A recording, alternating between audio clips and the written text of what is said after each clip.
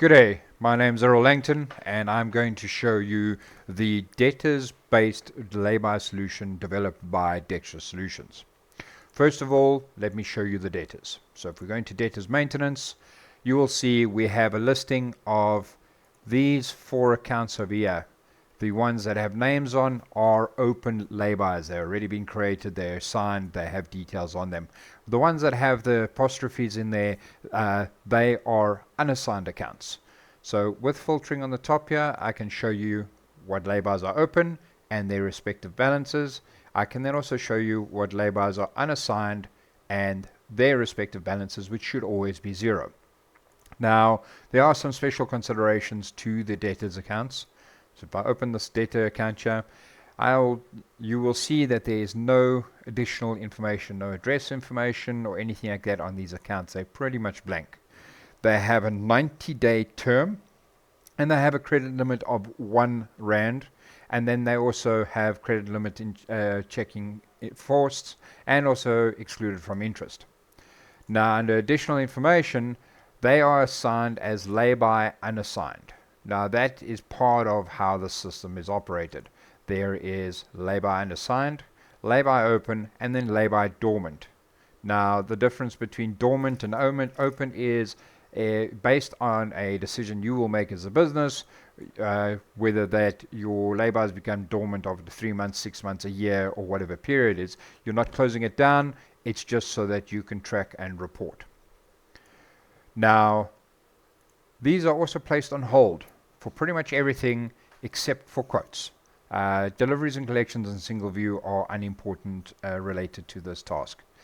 Now, I can create a quote against a layby account and I can process whatever I need on that layby. It will not restrict my access, it will allow me to process that, and that is key to how the layby system works. However, you cannot credit, you cannot do sales orders, you cannot do invoices against those accounts, nor job cards or anything else. So once a customer has made a deposit against a layby account, no one can process against that unless they A, have authority to do that, or B, it has been enabled to no longer be on hold and that transaction can be closed off. Okay. There are a few other small items here, like the expiry date is set automatically to 2030 for this account.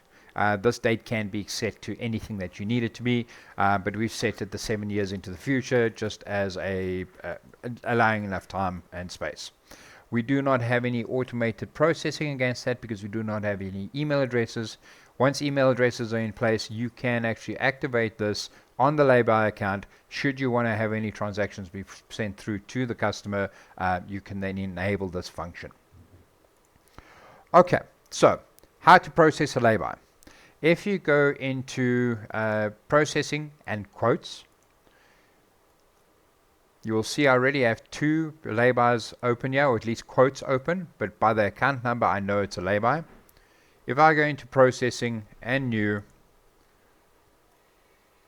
and I select the most recent layby account, so I click on the drop down over there and I double click on layby unassigned, and you would pick the top one. You could pick in any order, it doesn't really matter, but obviously you want to keep this in sequence, so pick the first one or the lowest number.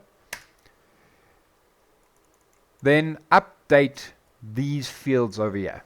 This is the critical part. This is what makes the laybys work. So yeah, I'm going to put in there Kal-El. We can just go 101 Krypton Way and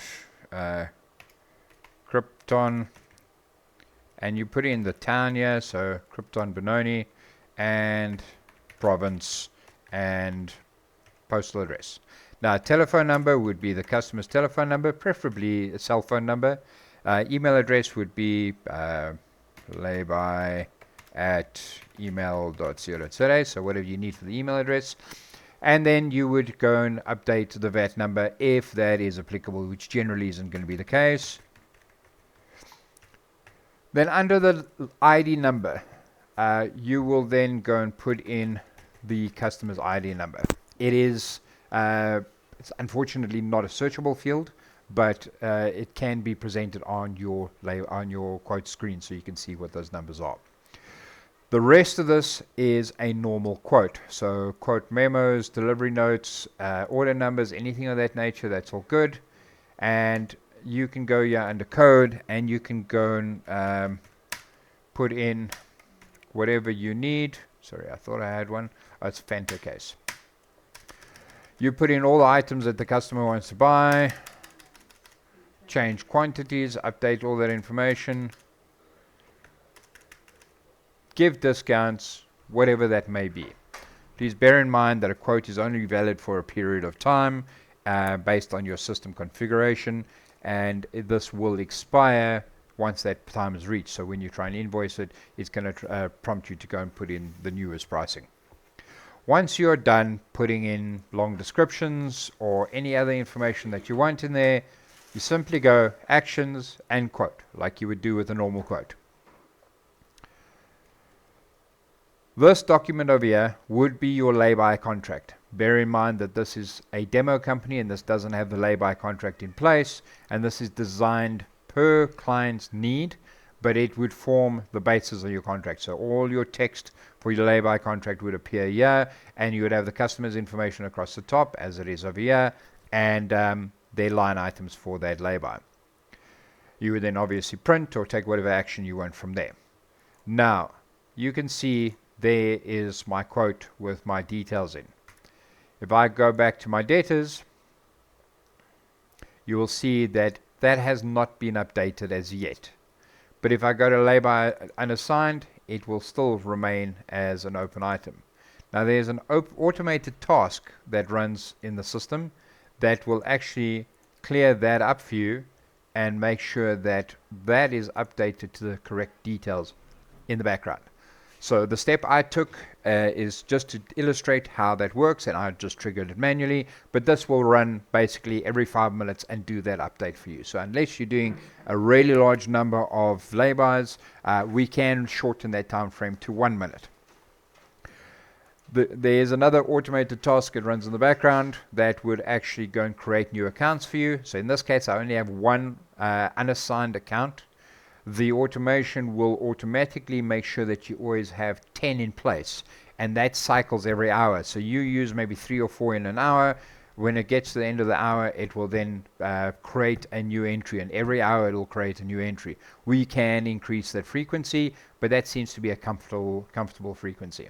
Should you wish to go and run this manually, you can simply go to Utilities and User Reports.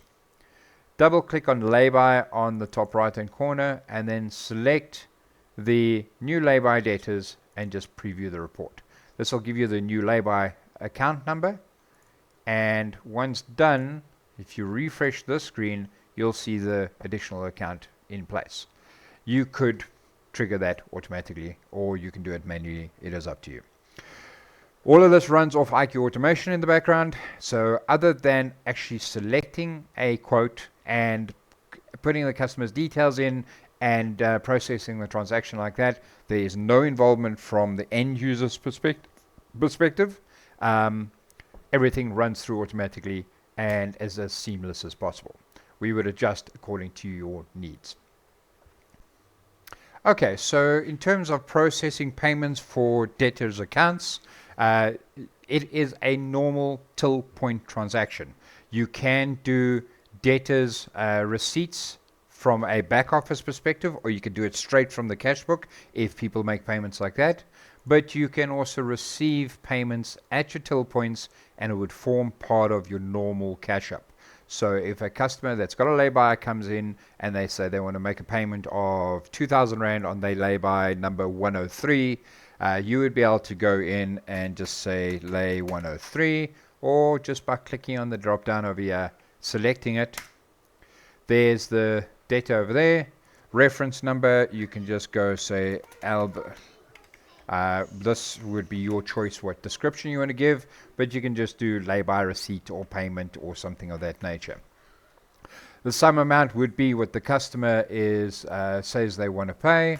So let's say 2,500, and all I do is I go and say process, select the payment type like you would normally do with any kind of sale, pay that account, and then it will show on their account. Allocations, if they do come up, You would have nothing left to allocate to the side here. You would just leave the amount in place as is. Now, if I chose to go in and the customer came a month later to make another payment, you will see their 2,500 will show on the right hand side. So if they wanted to have an idea of what their balance was, you could in the payment screen say you already have 2,500, or you could go into the debtor screen over here and you could actually say to the customer, you have 2,500 available on your laybuy account. Any kind of refund done to the account would need to be based on your securities, but you could do a refund on the account if you're authorized to do it.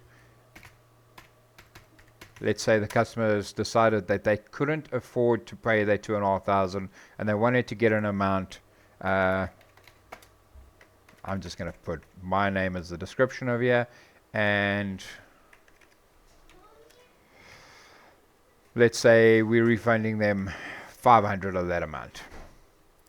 We go process and cash, and that will come out of your cash draw.